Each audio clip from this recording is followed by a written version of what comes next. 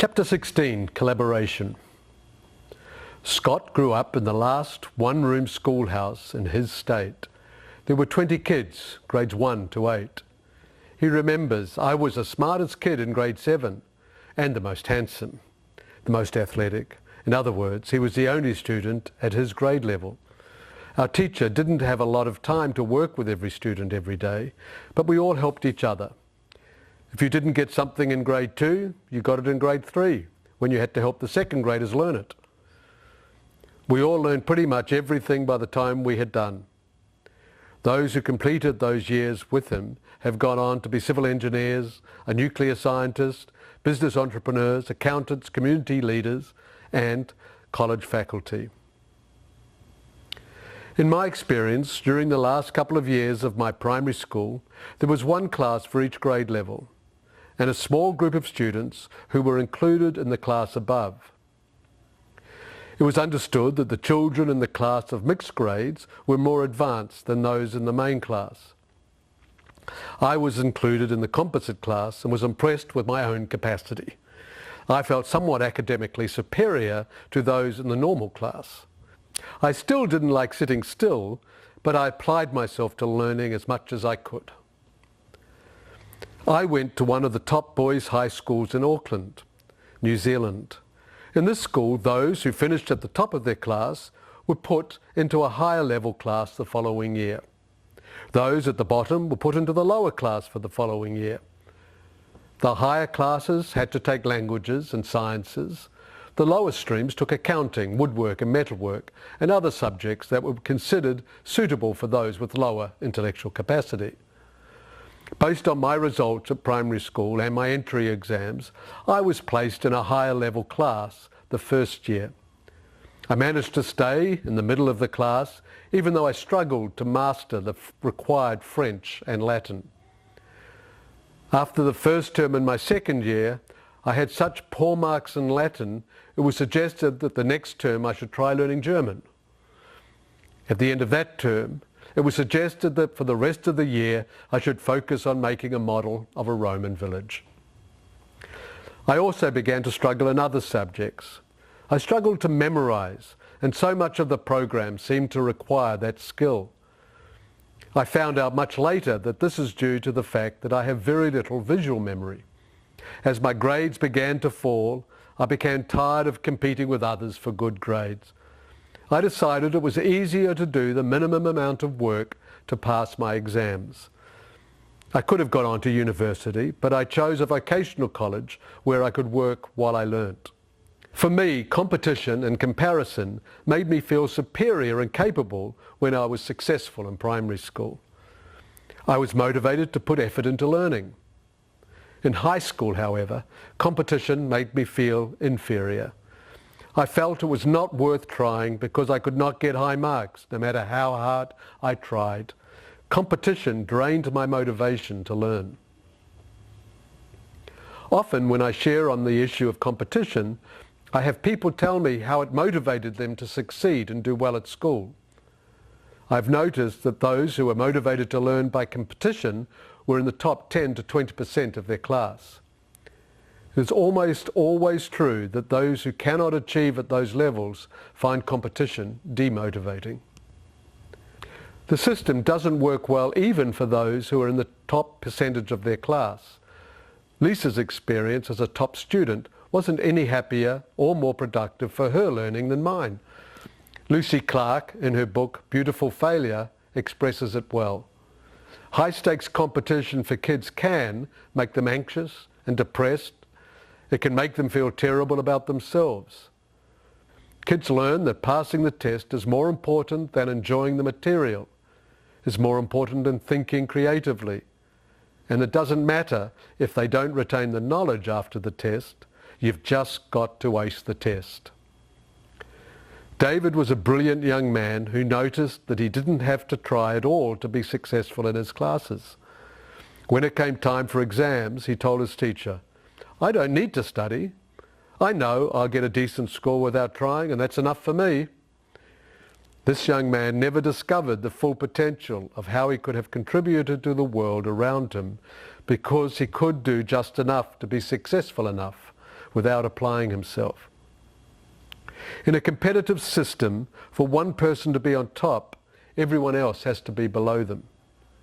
If the only people who are acknowledged are those who are at the top, it creates an understanding that those who do well in certain subjects are more important than those who struggle and do poorly. Some of the nations with the highest scores for young people also have the highest suicide rates for young people.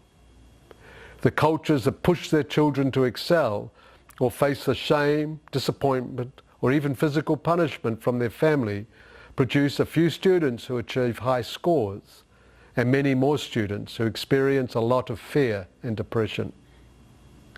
Chinese students are one example. Elite universities only accept around 0.05% of the total population. It's reported that students will take extreme steps to try to excel, including using IV drops and contraceptive pills to delay menstrual cycles in order to push themselves to their maximum potential. This kind of pressure can lead to overwhelming anxiety, depression and hopelessness, which can end in suicide. In India, it's recorded that a student commits suicide every hour. Indeed, the problem is global. Studies report troubling suicide rates related to education for children in Germany and the USA, among other countries. Nikaruka described a weekly ritual at a school in her community in an African nation. All the students were gathered, and the top student was announced and publicly honoured.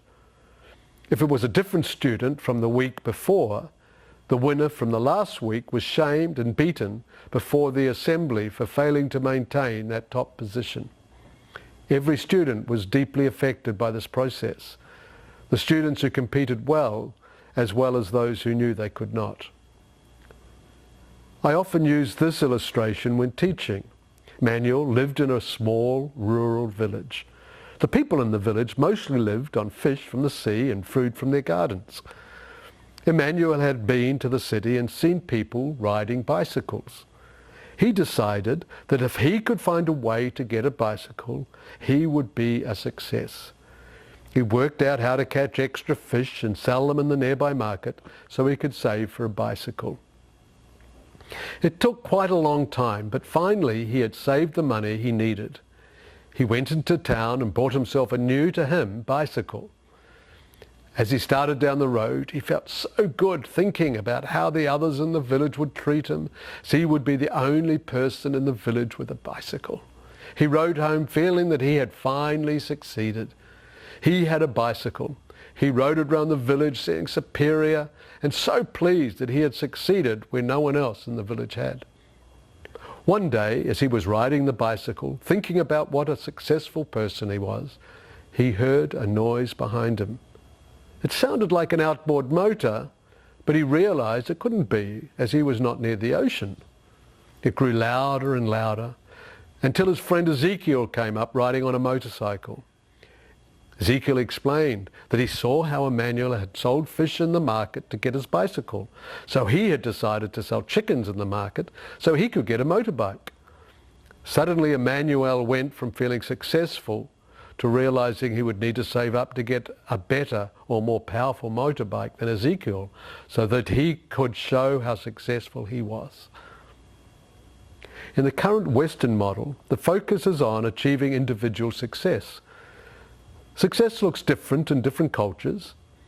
It is often measured by the type of job, which neighborhood, and how big the house is, the type of car or bicycle, the clothes and shoes that are worn. Over the years, I have talked to many people who would be perceived as being successful.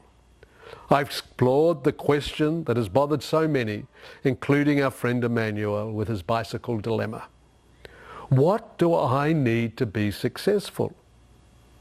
This question is asked in many different contexts, so the answer must include how much you need in any culture to be successful. At long last, I've discovered the answer. What you need is more. That's right. To be truly successful, all you need is more. As discussed throughout this book, God does not command people to be successful in the Bible. However, there are many places where he does encourage people to be fruitful. Fruitfulness is not competitive. Everyone can be fruitful. The focus of success is what can be received from others. The focus of fruitfulness is what each person can give to others. In fact, by helping others to become fruitful, each person becomes more fruitful. When everyone becomes as fruitful as they can, then the class as a community is fruitful. Living to be individually successful above all others is inherently competitive. Living to be fruitful is a collaborative effort to build the community. Everyone has a place. Everyone can contribute in a way that honors God and blesses the community. Fruitfulness is a goal, a set of beliefs and values that encourage everyone, whatever their age, gifting or background, to find ways to contribute to those around them, to share the fruit of their lives. Scott's example of students from different grades learning together in one classroom illustrates the positive power of collaboration. Students work together to help with one another's learning. In a biblical approach to education, collaboration is valued more highly than competition. A collaborative learning environment says, it's better for us all to reach our potential than just for me to succeed. It's about working together, saying for you to do well doesn't distract from me doing well. In fact, I want you to do well. I want to help you. The natural meaning of fruitfulness is again a helpful image. One person cannot eat all of the fruit on a fruit tree. When the fruit ripens, there's enough for the family and the neighborhood. One person's fruitfulness is a blessing to everyone. In farming communities, families will often work together to bring in one another's harvest or to help build a new barn. That's a practical example of the power of collaboration, working together to increase the fruitfulness of the community. Collaboration, working together, can increase fruitfulness when it is part of the learning process in formal classrooms as well as within families and communities. One of my children didn't do as well in their exam as I expected. In discussing this with them, I found out that they had not understood what the teacher was teaching. I asked if they had asked the teacher for help. They said they had, but the teacher had just repeated the same thing, which they had still not understood. When they asked again, they were told to sit down as the teacher had already explained it to them twice. I suggested that they find someone in the class who did understand the teacher and ask them to explain the lesson to them. After doing this, they were able to understand what was being taught. Creating a collaborative learning environment allows those who have mastered an area quickly to help those who take longer. This actually benefits both students. Those who are taking longer to understand are helped by both individual attention and having someone who may be able to explain it to them in a new way. The student who is helping others will also increase in their own understanding and skill. As is so often the case with familiar sayings, they are often repeated because they're true. One particular saying has long been recognized as a powerful truth. In 35 AD, Seneca the Younger, writing to his friend Lucilius, states, Docendo decimus. You see, I didn't do well in Latin. Translated, it means that we learn best by teaching.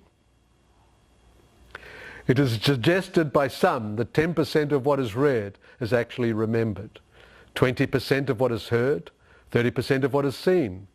The numbers go up when collaboration and personal experience are included. The number increases to 50% of what is seen and heard, 70% of what is discussed with others, 80% of what is personally experienced, and 95% is retained when the learning process includes in teaching others. This is obviously a little simplistic, as there are many factors that determine how people learn. and different people learn differently. However, it is still helpful to illustrate that teaching others reinforces what is learnt. Students who need help receive it. Students who mastered the learning go deeper as they teach others. Formal models of what is called peer mentoring were implemented in the 19th century when there was a shortage of teachers and class sizes were large. The method at this time was known as mutual instruction, or the Bell-Lancaster method. Dr. Andrew Bell in England and Joseph Lancaster in England each independently developed very similar methods. By 1806, Lancaster's monitorial system was the most widely emulated in the world. The method marked its success through economy. It reduced the number of adult teachers needed, and efficiency. It avoided wasting the time of children who waited for the attention of the principal teacher. The system is described. The master would meet the monitors and give them the instruction which they in turn were to pass on to the pupils. To each was given the teaching of that particular branch of study in which he excelled. They also accompanied the children from their homes to the school and again restored them to their parents, thus avoiding loitering in the streets while they served at the same time as a link between the school and the home. While the system had its limitations, large numbers of schools were started in the USA, England, India and across Latin America, where children without access to education were able to learn the basics of reading and writing because older students were trained to be able to pass on to them basic knowledge and skills. The Hispanic Historical Society notes the impact of this system on the educational system of Latin America in the early 1800s. Joseph Lancaster made a deep impression on his own times and set in motion currents of thought and educational reform which reached many distant lands. His ambition was to educate the children of the very poor.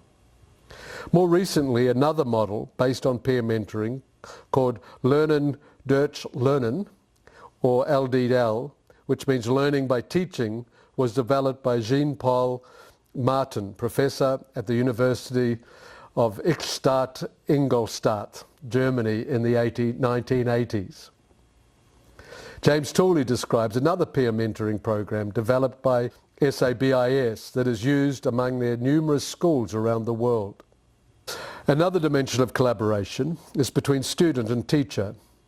Grades are often as much an indicator of how well the teacher is teaching as they are an indicator of how smart the students are. It doesn't matter how clever the lesson plan or presentation is if the student hasn't learnt anything. These illustrations point out the importance of recognizing that the goal of teaching isn't the teacher teaching, but the student learning. This is often called a student-centered approach to education. There has been much study done to understand the different ways people learn and what that suggests about how teachers can work together with their students' natural learning strengths. One of the reasons the activity-based learning described in the earlier chapter is so effective is because it allows students to learn in different ways.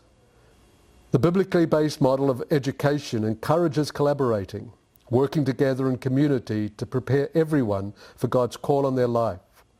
Students can be invited to work and learn together, benefiting both those who learnt quickly and those who benefited from more time and possibly another source of input. Teachers at home or in traditional classrooms can work together with the students' learning strengths through a variety of activities. New approaches can encourage new fruitfulness for each member of the learning community.